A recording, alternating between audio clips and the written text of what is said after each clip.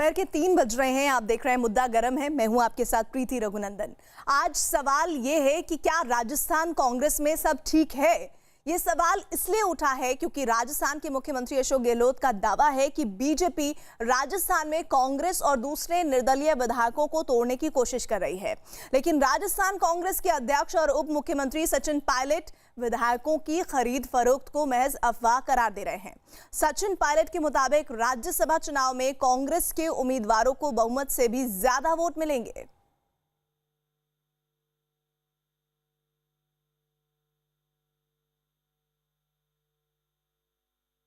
करोड़ों अरबों रुपए भेजे जा रहे हैं। आप बताइए कि क्या तो सुन रहे हैं कैश ट्रांसफर हो रहे हैं जयपुर के अंदर। कैसे हो सकता है? कौन बेच रहा है? और बाद में ये एडवांस वाली बातें हो रही है। आप दीजिए 10 करोड़ एडवांस दे दीजिए, बाद में 10 और देंगे, फिर 5 और देंगे। क्या हो रहा है? वो खुला गेम हो रहा है। राजस्थान में जब विधानसभा के चुनाव हुए तब कांग्रेस जीती और राज्यसभा के चुनाव में अंदर कांग्रेस जीत कर जाएगी। इसमें कोई किसी को शंका की पैदा करने की कोशिश नहीं है। जो लोग भ्रम फैला रहे हैं, चाहे वह कोई भी हो, किसी दल के भी हों, वो जानबूझकर एक ऐसा माहौल खड़ा करना चाह रहे हैं कि बहुत बड़ा यहाँ कोई संघर्ष खींचतान है। मैं समझता हूँ कि कांग्रेस का जो विधायक है, हमारे जो कार्यकर्ता हैं, एकजुट हैं और जो AIC से निर्देश दिया है, राज्यसभा चुनाव के अंदर कांग्रेस की स्थिति पहले से मजबूत है। और इसी मुद्दे पर बात करने के लिए हमारे साथ खास मेहमान जुड़ रहे हैं। अर्चना शर्मा जुड़ रही हैं कांग्रेस पार्टी से, ओंकार सिंह बीजेपी से हमारे साथ जुड़े हैं और हमारे सहयोगी भवानी सिंह जयपुर से है। अर्चना जी, मेरा सीधा सवाल आपसे है। गहलोत जी कुछ और कह रहे हैं, सचिन पायलट कुछ और कह रहे हैं, सच्चाई क्या है? राजस्थान में कांग्रेस में सब कुछ ठीक ठाक चल रहा है?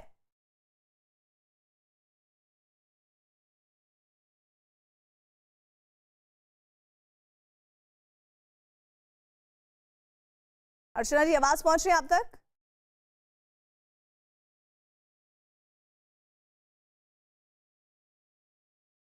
अर्चना जी तक शायद आवाज नहीं पहुंच पा रही है। अमिताभ, अभी तक हम ये समझ रहे थे कि गहलोत आरोप प्रत्यारोप कर रहे हैं, लेकिन वहीं अभी हम सचिन पायलट को सुन रहे थे, वो कह रहे हैं कि महज अफवाह है और जो वाकई में नतीजे जब सामने आएंगे तो देखिएगा कि जितनी सीटें चाहिए उससे भी ज्यादा आएंगी। तो फिर ये तो एक कोऑर्डिनेशन राजस्थान में ही नहीं नजर आ रहा। ये हो क्या रहा है राजस्थान की सियासत में? देखिए, दो चीज़ बता दूं। सचिन पायलट जो उप मुख्यमंत्री हैं, उनके बयान से काफ़ी कुछ साफ हो रहा है। उन्होंने कहा है कि पार्टी के अंदर बाहर, यानी कि कांग्रेस के भीतर और बाहर जो इस तरह की अफवाहें उड़ा रहे हैं कि पार्टी खतरे में है या पार्टी के विधायक टूट रहे हैं, वो गलत फैला रहे हैं। और ये इसकी शुरुआत किसने की थी? कल अगर शाम को अगर मुख्यमंत्री खुद सामने आए थे, उन्होंने कहा था खरीद फरोख्त के लिए हो रहा है, तमाम विधायकों को 5 स्टार के रिजॉर्ट में बुला लिया गया। ये तमाम चीज़ें कल रात से घटनाक्रम शुरू हुआ है। और सचिन पायलट का ये बयान काफ़ी दिखाता है। एक तो पहला ये दिखाता है कि कांग्रेस में अंतर का कलह जरूर है इस बात को लेकर। दूसरा, क्या मुख्यमंत्री गहलोत खुद इस पूरे मामले को आगे बढ़ा चढ़ाकर पेश कर रहे हैं अपने दावे को सही साबित करने के लिए। देखो, मैं जिता कर आ गया। और तीसरी बात मैं बीजेपी की तरफ से भी कहना चाहूंगा कि बीजेपी के तमाम आला सूत्र यही कह रहे हैं कि हमने तो कोई कोशिश ही नहीं की है। पूरा का पूरा स्पष्ट बहुमत राजस्थान सरकार के पास है, कांग्रेस सरकार के पास है। उनके पास 2 सांसदों को जिताने के लिए सारे के सारे विधायक भी हैं। तो तोड़ने की कोशिश बिल्कुल बेमानी है। 25-30 को तोड़ना संभव ही नहीं है। वो सारे एंटी डिफेक्शन में आएंगे। तो ये दोनों पहलुओं को जोड़े तो कांग्रेस की अंतर कलह भी सामने आ रही है और ये बात भी साफ हो रही है कि बीजेपी तोड़ने की कोशिश बिल्कुल नहीं कर रही है, क्योंकि राजस्थान में कांग्रेस की जीत पक्की है। अर्चना जी अब हमारे साथ जुड़ गई हैं। अर्चना जी, जरा बता दीजिए, जो मुख्यमंत्री हैं गहलोत जी, वो कह रहे हैं कि भाई हमारे विधायकों को तोड़ने की कोशिश हो रही है। उप मुख्यमंत्री कह रहे हैं नहीं, ऐसी तो कोई बात नहीं है और ये तो महज अफवाह है। आप बता दीजिए कि राजस्थान कांग्रेस में सब कुछ ठीक ठाक है या नहीं है? कि माननीय मुख्यमंत्री महोदय ने जो इंटेलिजेंस की रिपोर्ट है उसके आधार पर ये सारी बात कही है। और यही कारण है कि चीफ विप जो है उन्होंने एक लेटर भी लिखा एंटी करप्शन डिपार्टमेंट को कि ऐसे जो फोन कॉल्स आ रहे हैं उनकी जांच होनी चाहिए और ऐसे लोगों के खिलाफ कार्रवाई होनी चाहिए। तो मेरा ये मानना है कि जब मुख्यमंत्री जी ये बात कह रहे हैं तो निश्चित रूप से इसमें सच्चाई है। और भारतीय जनता पार्टी का इतिहास भी इस बात का गवाह है कि उन्होंने जहां जहां भी उनको मैंडेट पूरा नहीं मिलता है, वहां इस तरह के हथकंडे अपना करके और लोगों पे दबाव डाल करके, पैसे के बल पर उनको प्रलोभन दे करके और अपने मैंडेट को मैन्युफैक्चर करने का काम करते हैं। तो जहां तक मैं समझती हूँ, मुख्यमंत्री जी जो बात कह रहे हैं इंटेलिजेंस रिपोर्ट्स के आधार पर कह रहे हैं, उसमें काफी हद तक सच्चाई है। और यही कारण है कि सारी जो परिदृश्य उत्पन्न हुआ गुजरात में, मध्य प्रदेश में, खुद शिवराज सिंह जी का एक ऑडियो वीडियो एक वायरल हुआ है, जिसमें वो खुद मान रहे हैं कि केंद्र की जो सत्ता है उसके इशारे पर मध्य प्रदेश की कांग्रेस सरकार को गिराया गया, उस स्थिति में जब कोरोना की आपदा सिर मुंह खड़ी थी और जिस प्रकार की स्थितियां थी कि लॉकडाउन को इम्प्लीमेंट करना था, लेकिन उसको भी इम्पेंडिंग रख के और सरकार को कैसे बना लिया जाए, कैसे इस अवसर का लाभ उठा लिया जाए, पार्लियामेंट को भी स्थगित तब तक नहीं किया गया। तो सारी स्थितियां इस बात की सूचक है, गोवा, अरुणाचल प्रदेश से लेकर के कर्नाटक। तो और आप ये कह रहे हैं कि बीजेपी की पृष्ठभूमि रही है खरीद फरोख्त करने की, सरकारें गिराने की और राज्यसभा के टिकट को किस तरह से हासिल किया जाए, विधायकों को तोड़ने की। इस पर मैं आपसे आगे बातचीत करूंगी। ओंकार जी भी हमारे साथ है, भवानी सिंह जयपुर से हमारे साथ है। भवानी, अभी हमने ताजा उदाहरण अभी अर्चना जी के जरिए मध्य प्रदेश का सुना, लेकिन राजस्थान में तो ऐसा लग रहा है कि राजस्थान सरकार के बीच ही समन्वय नहीं है। हकीकत क्या है? आप जयपुर में हैं इस वक्त।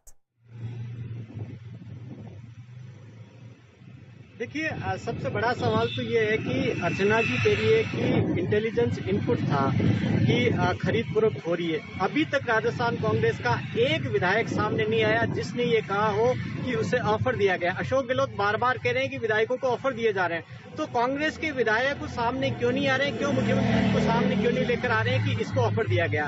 एक बात।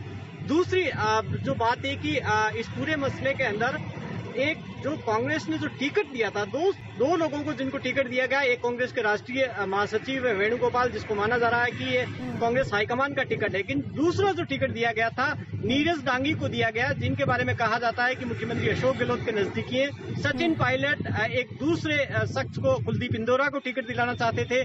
तो वहीं से कहीं न कहीं ये खटास ये शुरू हुई और अब ये जो जिस जगह पर आ रही है, मुझे लगता है कि या तो मुख्यमंत्री अशोक गहलोत को डर ज्यादा है या पार्टी के अंदर ऐसा कुछ हुआ हो।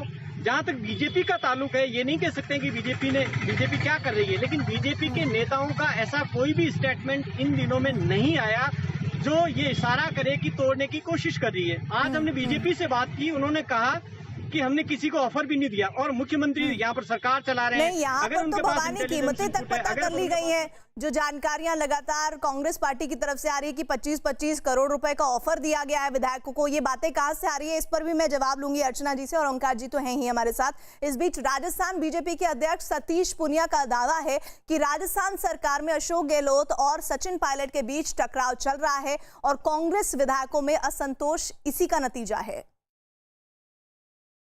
सत्ता के भीतर जो अंतर्विरोध है और आपस में जो उनका एक अंतर्कल है, क्योंकि ये जाहिर सी बात है कि सचिन पायलट का राजस्थान की राजनीति में आगमन मुख्यमंत्री पद की महत्वाकांक्षा के चलते हुआ और ये दो ध्रुव शुरू से काम कर रहे हैं। सरकार पूरा वर्टिकली डिवाइडेड है और ऐसे में उनको लगता है कि उनके भीतर कहीं ये अंतर्कल है, कोई दूसरा रूप नहीं ले ले, इसलिए वो आशंकित है और इसलिए बीजेपी पर आरोप लगाते हैं। झगड़ा तो उनका खुद का है।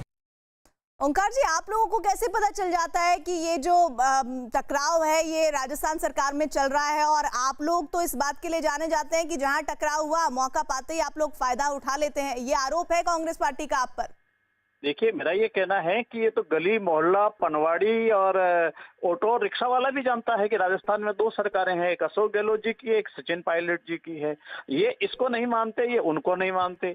एक दूसरे को नीचे दिखाने का काम, एक दूसरे को गिराने का काम, एक दूसरे को अविश्वसनीय बताने का काम निरंतर दोनों खेमों से चल रहा है। ये निश्चित रूप से ये जो एससीडी में जो रिपोर्ट दर्ज कराई गई है महेश जोशी जी के द्वारा, ये अशोक गहलोत जी के आदमी है, उन्होंने कराई है केवल सचिन पायलट को नीचे दिखाने के लिए और ये बताने के लिए कि मैं ये कार्रवाई करके अंदर धरवा दूंगा। तो गैर कांग्रेसी विधायकों को प्रभावित करने के नाते, डराने के नाते ये सब कर रहा। मैं इलेक्शन कमीशन से भी कहता हूं कि ये देखने का प्रयास करे तो एससीडी क्या करेगी? किसी ने पैसे लिए क्या? कार्रवाई कर लीजिए। किसी ने ऑफर किए, कार्रवाई कर लीजिए। कल टीवी चैनल ने सब एमएलए से पूछा कि आपसे किसी ने बात करी कि नहीं? हमसे किसी ने बात नहीं करी। आपको किसी ने पैसे ऑफर किए? उन्होंने कहा हमसे किसी ने पैसे ऑफर नहीं किए। तो मेरा ये कहना है कि इन दिनों एक फोबिया से ग्रस्त है। अशोक गहलोत जी ये चाहते हैं कि मैं जितनी बार नरेंद्र मोदी का नाम लेऊंगा उतना नेशनल लीडर हो जाऊंगा। वो ये मान रहे हैं दिल्ली में वैक्यूम हो रहा है, कांग्रेस खत्म हो रही है, मैं कहीं न कहीं कार्यकारी अध्यक्ष बनने वाला हूं। वो अपना महत्व क्यों, कमलनाथ जी निपट गए, कुल मिलाकर के बाकी बचे खमा जो बचा है, और इसलिए ये सब कुछ कर रहे हैं। आपने देखा होगा सीए के खिलाफ जब प्रदर्शन हुआ, संसद ने कानून पारित किया, तो अशोक गहलोत जी बीजेपी के सुनिए बीजेपी के इस वक्त हमारे साथ वहां के अध्यक्ष जुड़ रहे हैं, सतीश उपाध्याय, सतीश पुनिया जी, आप मुझे बता दीजिए, आप लोग बड़ा बता रहे हैं कि वहां तो पहले ही धड़े चले हैं जा रहे हैं, चाहे वो सचिन पायलट का हो या फिर अशोक गहलोत का हो, तो आप उसी का फायदा उठाने की कोशिश कर रहे हैं क्या? नहीं, हम क्यों फायदा उठाएंगे, वो तो खुद ही उनका घर टूट रहा है, आपस में इतने कमजोर है, इतना विग्रह है। पिछले 1.5 साल से इनके मंत्रियों के, विधायकों के बीच में जिस तरीके से सदन में और सदन के बाहर जो बयानबाजी हुई, मुखर रूप से जिन्होंने सरकार को कटघरे में खड़ा किया, और आज भी कांग्रेस के जितने सीनियर लीडर हैं वो मुख्यमंत्री को अपनी सरकार के भ्रष्टाचार के खिलाफ, ऐसे कई विधायक हैं जिन्होंने अपने मंत्रियों के खिलाफ, तो पूरे तरीके से कांग्रेस इस समय डिवाइडेड हाउस है। 1.5 साल से न सरकार है न प्रबंधन है, किसी भी तरीके से सरकार चलाने की स्थिति में ये लोग नहीं है। आपस में इतना झगड़ा है जो बीजेपी में तोहमत लगाते हैं। तो आप लोगों की कोई बातचीत हुई है क्या विधायकों से? नहीं, हमारी तो अपने विधायकों से हुई है। कांग्रेस पार्टी के विधायकों से कोई बात नहीं हुई? नहीं, हमारी कोई बात नहीं, हम क्यों करेंगे। लेकिन आप लोगों पर तो ये आरोप लग रहा है कि आप लोगों ने 25-25 करोड़ रुपए का ऑफर दिया विधायकों को। नहीं, आरोप लगाना आसान है, उस आरोप की कोई सत्यता हो और कोई ईमान हो तो प्रमाणित करें। अर्चना जी, सतीश जी तो कह रहे हैं कि भाई हमने अगर कोई ऐसी बात की है तो आपकी सरकार है, आपके मुख्यमंत्री, उप मुख्यमंत्री सब हैं, पूरी आप प्रशासन आपके हाथ में है, तो आप सबूत दे दीजिए। देखिए, स्पष्ट है कि जब हमने एंटी करप्शन डिपार्टमेंट को लेटर लिखा है तो ऑब्वियसली हम कुछ ना कुछ वहाँ सबूत देंगे ही। लेकिन आप इनसे प्रश्न कर लीजिए, क्योंकि कैंडिडेट भी बैठे हुए हैं और प्रदेश अध्यक्ष भी आ गए, आपके साथ जुड़ गए। ये जो कैंडिडेट सेकंड खड़ा किया विदाउट नंबर्स, 24 विधायक इनके पास होंगे तब जाकर के चुनाव जीत सकते हैं दूसरी सीट पर। तो मुझसे पूछे किस बूते पर, किस आधार पर? ये तो सिर्फ हॉर्स ट्रेडिंग ही होगी तभी ये संभव हो सकता है। तो जब नंबर्स ही नहीं थे तो कैंडिडेट क्यों खड़ा कर दिया, ये बड़ा नहीं, प्रश्न मैं है। अर्चना जी आपसे पूछ रही हूँ, आपने हवाबाई बात कही, आपने कहा कि भाई इन्होंने कैंडिडेट खड़ा किया, इतने सीट चाहिए और इतने सीट ये कहाँ से करेंगे, खरीद फरोख्त करेंगे। आप मुझे ये बता दीजिए ना कि वो कौन से विधायक है जिन्हें ये खरीद फरोख्त में शामिल करना चाहते हैं? भाई आपने अपने विधायकों से तो बात की होगी ना। हमारे विधायक इंटैक्ट है, हमें कोई खतरा नहीं है। लेकिन देखिए बात क्या होती है, कोई बिकने को तैयार नहीं होता, लेकिन ये लोग चाहते हैं दबाव बनाकर प्रभावित किया जाए। हम ये थोड़ी कह रहे हैं कि खरीद ही लेंगे, और हमारे लोग ऐसे नहीं है कि बिक जाते हो, लेकिन इनकी मंशा हमेशा रहती है कि जब इनके पास नहीं हो पूरा नंबर्स तो किसी तो न जब किसी बिकेंगे प्रकार ही से नहीं तो उसको फिर डर create का है करना है। अर्चना जी। और ये सच्चाई है सुनिए कि सुनिए, दूसरा एक मिनट कैंडिडेट कुछ और without जानकारी हमें numbers शेयर आप करने खड़ा कर रहे हो। दीजिए। जालोर सिरोही से बीजेपी विधायक देवजी पटेल का दावा है कि अपने विधायकों की टूट के डर की वजह से ही मुख्यमंत्री अशोक गहलोत ने राजस्थान की सीमाएं सील करवाई हैं। राजस्थान के मुख्यमंत्री ने एक आदेश जारी किया 7 दिन के लिए राजस्थान की सीमाओं को सील करने का। ये एक अपने आप में उनका डर खुलकर बाहर आ रहा है। राज्यसभा के जो चुनाव है उस चुनाव को मद्देनजर अपने विधायकों को ऊपर भरोसा नहीं होने के कारण, अपने विधायकों के अंदर अंतर्कलह होने के कारण ऐसे आदेश निकाल रहे हैं। अर्चना जी, ऐसा है क्या राजस्थान की सीमाएं सील होने वाली हैं? ये तो बहुत ही हास्यास्पद बात है। यानी कोरोना निपटना है तो उसकी कोई स्ट्रैटेजी तो बनेगी। अब स्टेट्स पर डाला गया है सारा काम, सारा उन्हें सब स्टेट्स पर है, प्रधानमंत्री जी तो बैकफुट पर आ गए हैं। अब ऐसी अवस्था में स्टेट स्पेसिफिक ये डिसीजन लेगा कि कोरोना की आपदा से कैसे निपटना है, इसका जो बढ़ रहा है ग्राफ उसको कैसे डेंट देना है। अब उस चीज को हम मॉनिटर करते हैं तो इस चीज को भी राज्यसभा से जोड़ते हैं। सच्चाई ये है कि राज्यसभा के इलेक्शन 2 महीने पहले होते तब भी कोरोना था और आज भी है।